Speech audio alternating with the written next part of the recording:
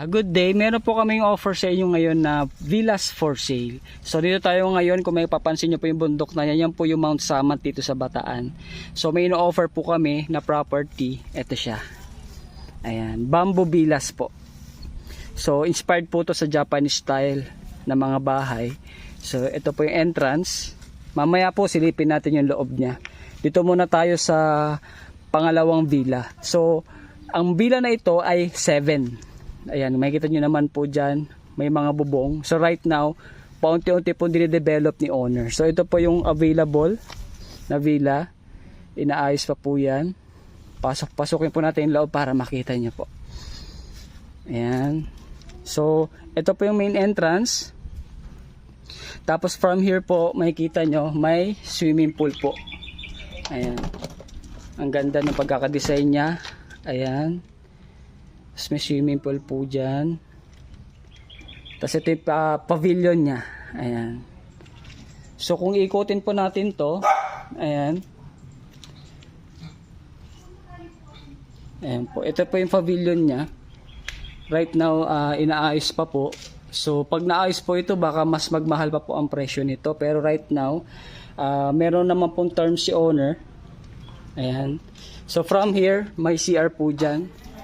So, pag pumunta po tayo dito, ito po yung parang pinaka terrace niya. Ayan.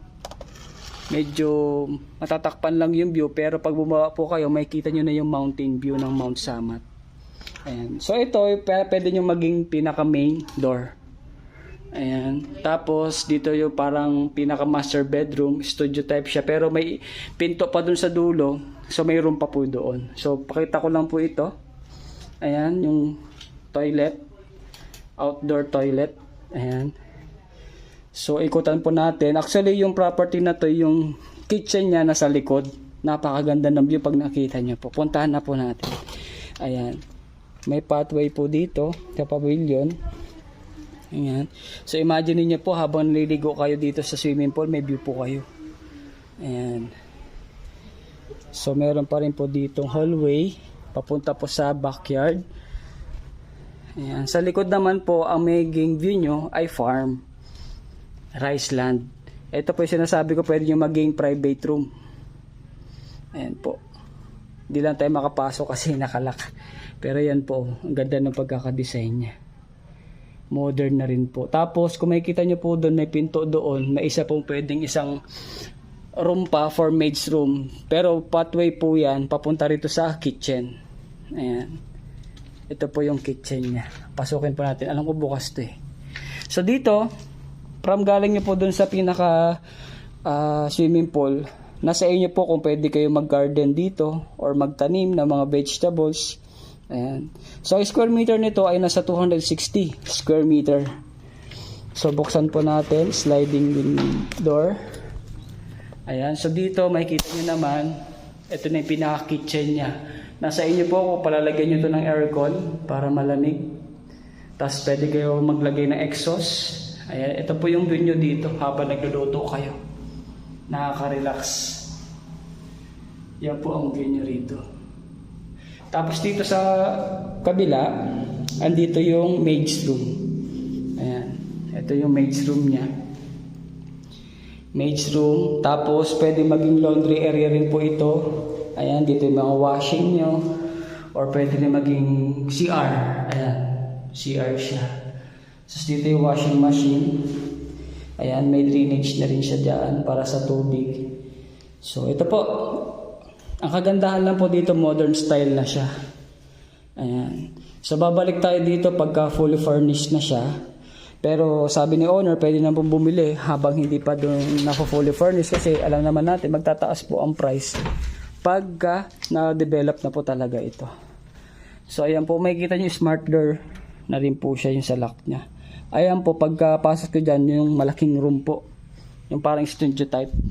Ayan, pwede maging yun din pinaka receiving area nyo. Ayan, dyan. Pwede kayo may malaking TV dyan. Or pwede naman po kayo maggawa dito ng ito yung pinaka room nyo. Ayan. Kasi doon sa kabilang bila na for Airbnb at tapos na. Actually for sale din yun. Makikita nyo yung design na same lang din siya. Ayan.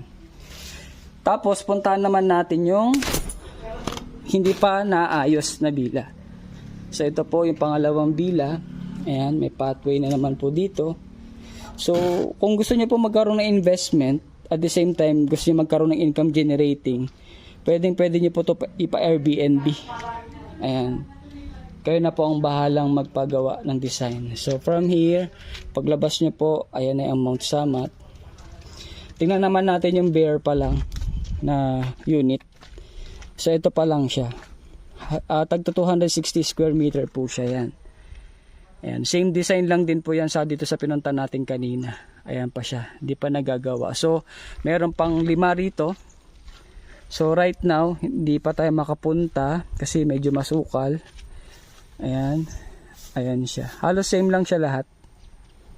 Ayan, umpisa na rin po siyang i-develop. Kaya mas maganda po kung interesado kayo dito, hindi pa natatapos, kaya po ang unang makakakaroon ng property rito.